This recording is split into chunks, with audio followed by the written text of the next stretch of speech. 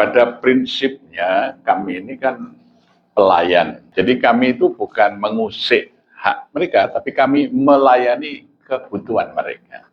Mereka yang butuh sholat, kalau mau kami layani, kami ajarin. Jadi itu kami sediakan pendamping.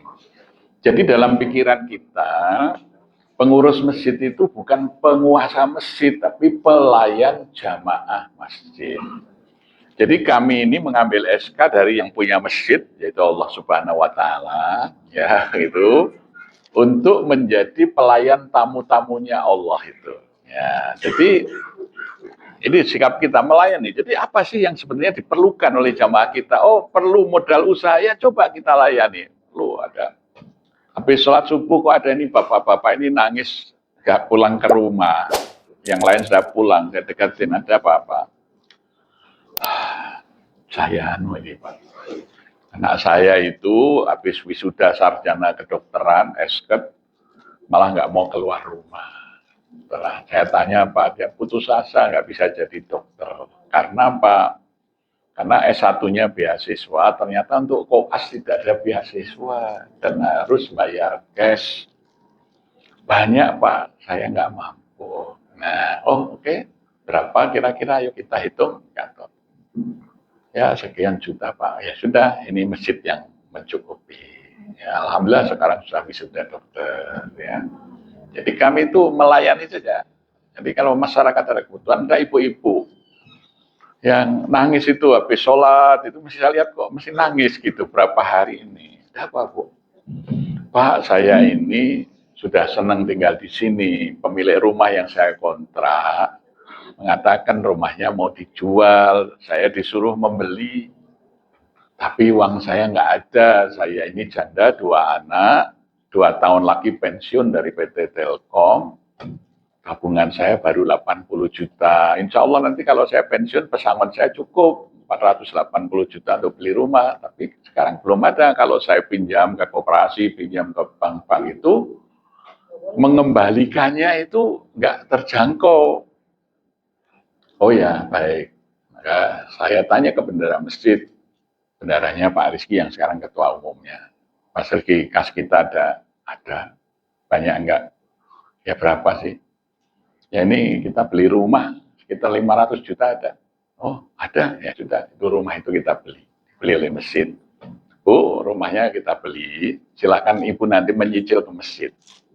Kita kurus emas ya, waktu itu karena emas antam habis kita belikan emas dari toko Semar itu 331 gram. Nanti silakan ibu nyicil tiap bulan mau berapa gram nilainya gitu ya. Alhamdulillah sampai pensiun pesangonnya cukup lunas, terus bisa memperbaiki rumah. Baru dia nyampaikan Pak, saya anggaplah 2 tahun saya ini ngontrak rumahnya ke masjid, masih ada sisa gitu. Jadi ini talangan pembelian rumah. Ada juga yang beli rumah kemudian dibeli dulu oleh masjid, dia nyicil 1 bulan 5 juta. Ya. Jadi kita itu melihat melayani apa sih problemnya jamaah itu dan apakah masjid ini bisa membantu atau tidak. Kalau bisa ya kita lakukan, kita bantu. Ya, jadi pendekatan kita adalah pelayanan, jadi tidak mengusik orang ya. Jadi kita melayani, oh ini kok belum sholat ya, barangkali. Nah ternyata betul. Ketika kita tawarkan mau belajar sholat, Pak, saya boleh ngejak teman-teman saya. Oh boleh. Kami ini sudah pengen belajar sholat. Sudah lama, saya itu sampai buka iklan di koran itu. Ada kursus nyanyi, kursus musik, kursus matematika, kursus bahasa Inggris. Mau cari iklan kursus sholat itu nggak ada. Ya, nah maka kita bahkan pernah kerjasama dengan Harian Kedaulatan Rakyat itu. Kami adakan kursus sholat lengkap dengan terjemahnya. Itu pernah kami adakan di bulan Ramadan. Pesertanya berapa? Sampai 3.000 orang. Ya, jadi banyak. Bahkan pesertanya itu ada guru-guru besar ya, profesor gitu ya. Wah, nanti setelah kita kursus, dites dari takbir sampai salam dengan terjemahnya bisa kita wisuda. Ini profesornya ini nangis bilang, ini lebih membanggakan daripada saya pidato pengukuhan profesor saya dulu. Nah ini bisa saya bawa sampai akhirat katanya ya. Tolong program ini diteruskan, nanti saya bantu gitu ya. Jadi Jadi memang banyak orang yang perlu, ya. Kadang-kadang kan timbul kesadaran mau sholat, hilang lagi, lupa lagi ya. Tapi ketika kita tawarkan ini memperkuat, ya, sehingga banyak orang yang kemudian mengikuti.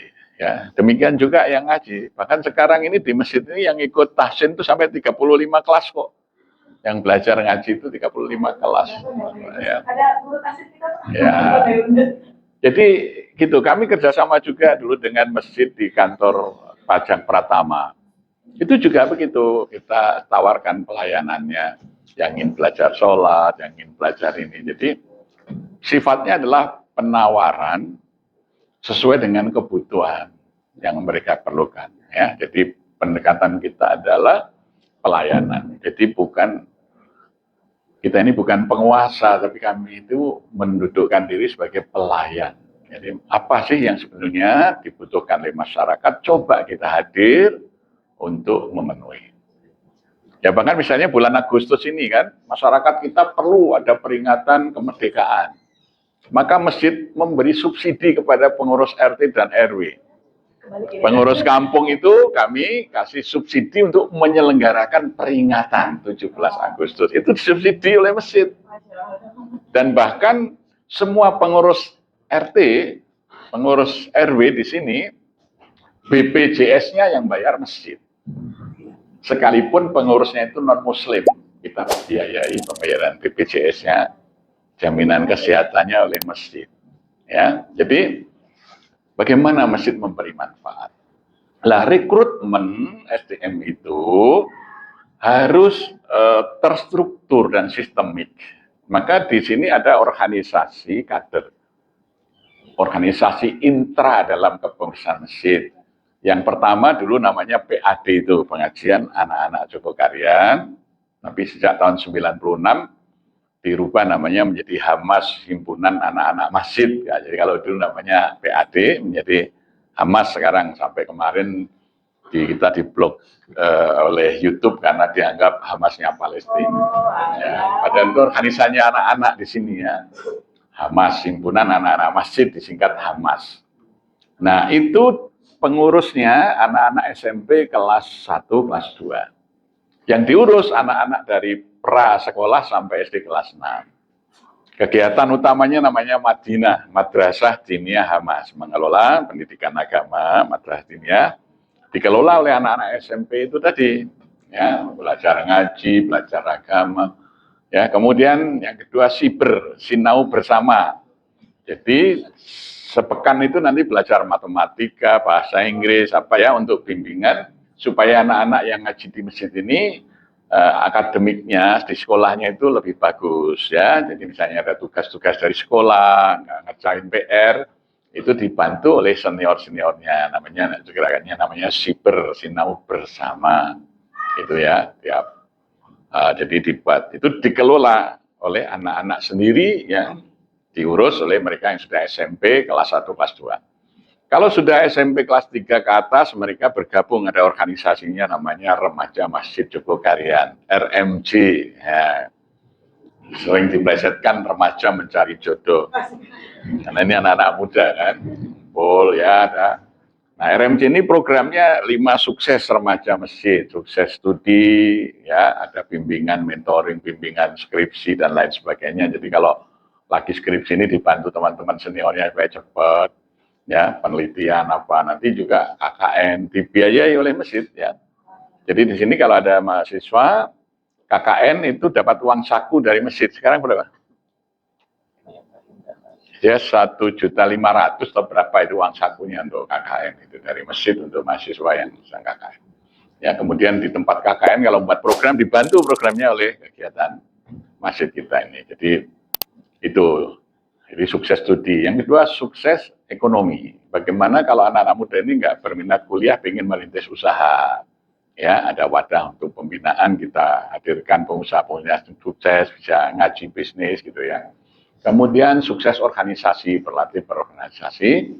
Dan sukses sosial, bagaimana memiliki kepekaan sosial, banyak kegiatan sosial yang kita lakukan, kerelawanan, ya.